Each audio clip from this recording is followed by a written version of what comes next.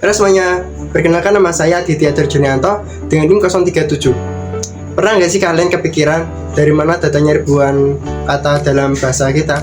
Kenapa dari satu kata tulis bisa muncul kata penulisan, tulisan sampai menulis?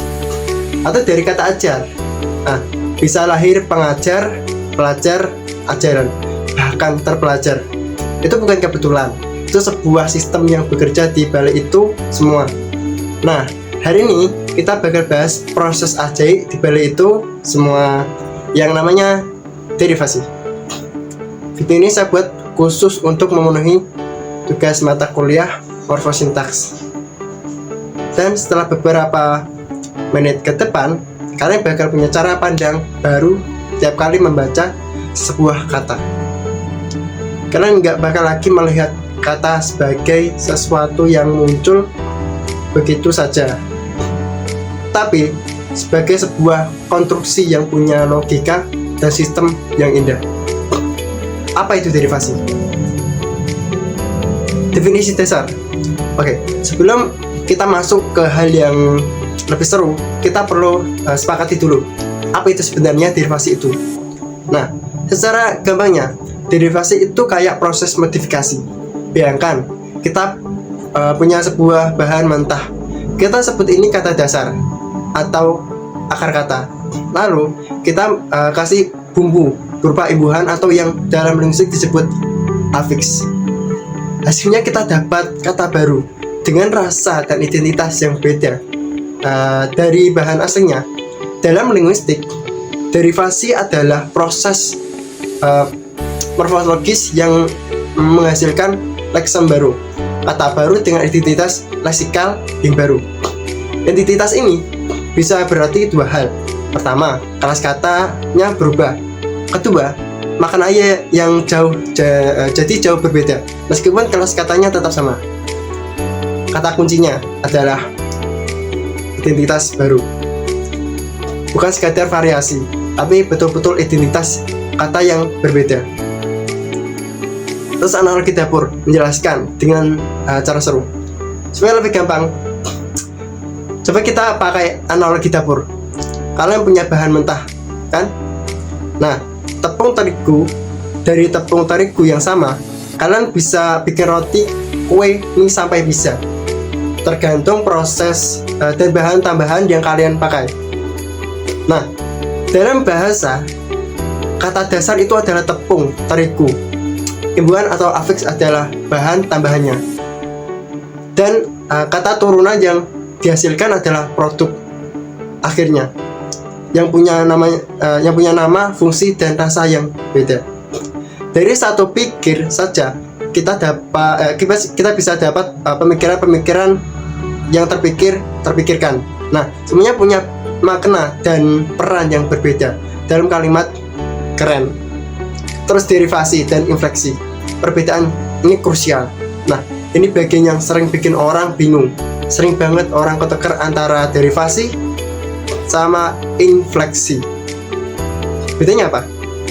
Gini, kalau infleksi itu cuma ganti baju, misal kata makan jadi dimakan, atau memakan, orangnya tetap sama, masih tentang aktivitas makan, cuma posisi atau perannya dalam kalimat yang beda. Kelas katanya tetap kata kerja, maknanya intinya sama. Makanya infleksi sering disebut sebagai perubahan gramatikal, bukan perubahan leksikal. Nah, tapi kalau derivasi, dia itu ganti profesi sekaligus karakter dari makan yang merupakan kata kerja.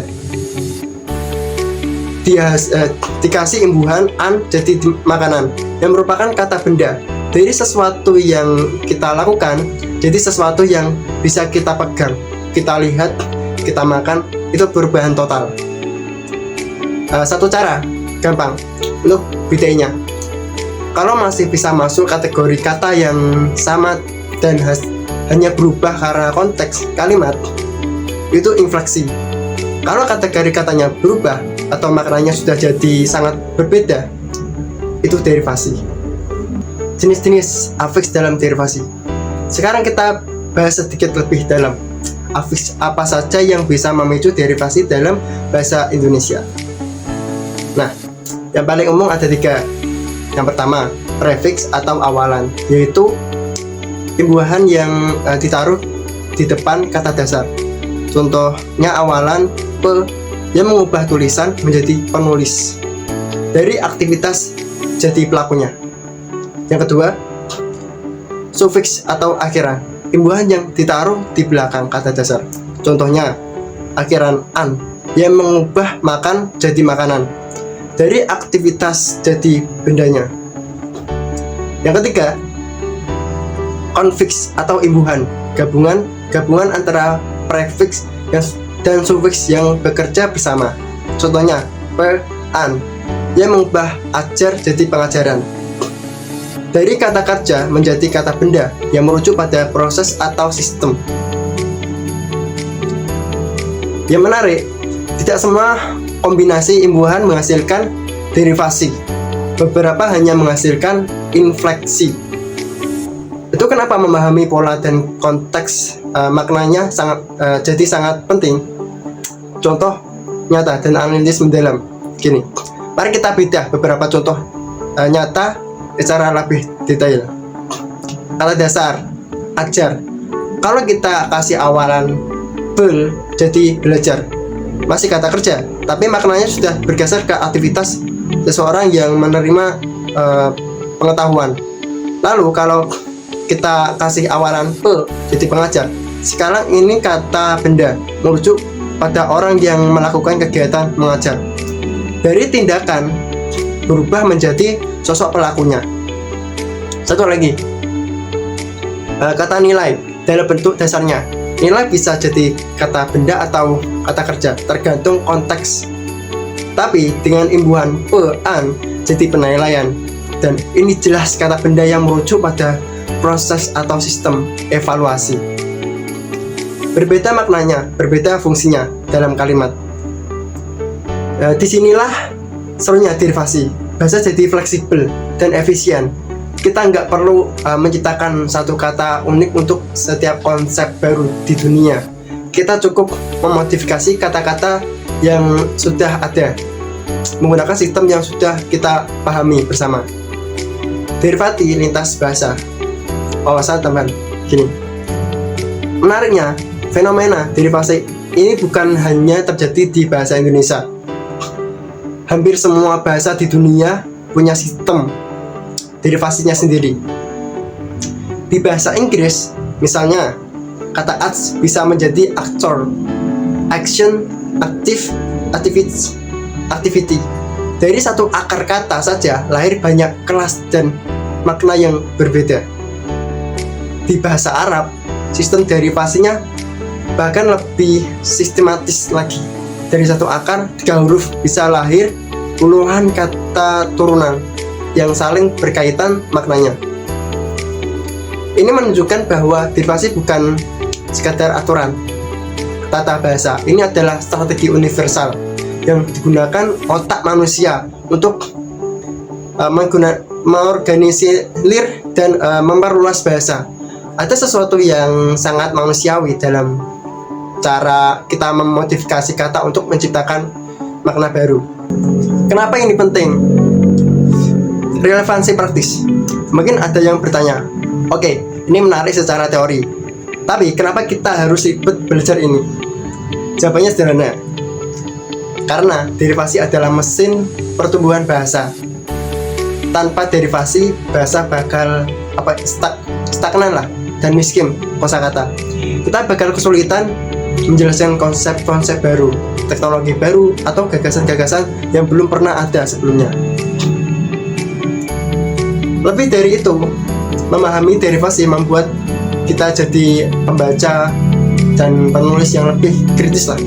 Ketika kita melihat sebuah kata asing, kita bisa menebak maknanya dari pola imbuhan yang kita kenali. Ketika kita menulis, kita bisa memilih kata turunan yang paling tepat untuk konteks yang kita inginkan. Dan yang paling menarik, dengan memahami pola derivasi sebuah bahasa, kita bisa memahami cara berpikir penuturnya. kata-kata apa yang mudah dibentuk, makna apa yang sering diturunkan. Itu cuma mencerminkan nilai dan perhatian sebuah masyarakat. Oke, langsung penutup ya. Ini rangkuman. Oke, kita sampai di penghujung video. Mari kita rangkum semua yang sudah kita bahas hari ini. 1. Derivasi adalah proses pembentukan kata yang menghasilkan kata baru dengan identitas leksikal yang baru, baik dari segi kelas kata maupun makna. Yang kedua, berbeda dengan infleksi yang hanya mengubah bentuk gramatikal tanpa mengubah identitas dasar kata. Derivasi benar-benar menciptakan entitas kata yang baru. Yang ketiga, proses ini terjadi melalui penambahan afiks, prefix, sufiks, atau konfiks pada kata dasar. Dan yang terpenting, derivasi bukan sekadar tambahan, imbuhan. Ini adalah proses kreatif bahasa untuk memperkaya dirinya sendiri. Dari satu akar kata bisa tumbuh cabang-cabang makna yang luas dan kaya. Oke, cukup sekian. Semoga penjelasan ini bisa membantu teman-teman semua lebih paham soal seluk-beluk dalam bahasa Indonesia. Saya Adi Teatri, terima kasih sudah menonton video ini sampai selesai. Oke, see you. Terima kasih teman-teman sudah menonton video ini. Jangan lupa like and subscribe video ini.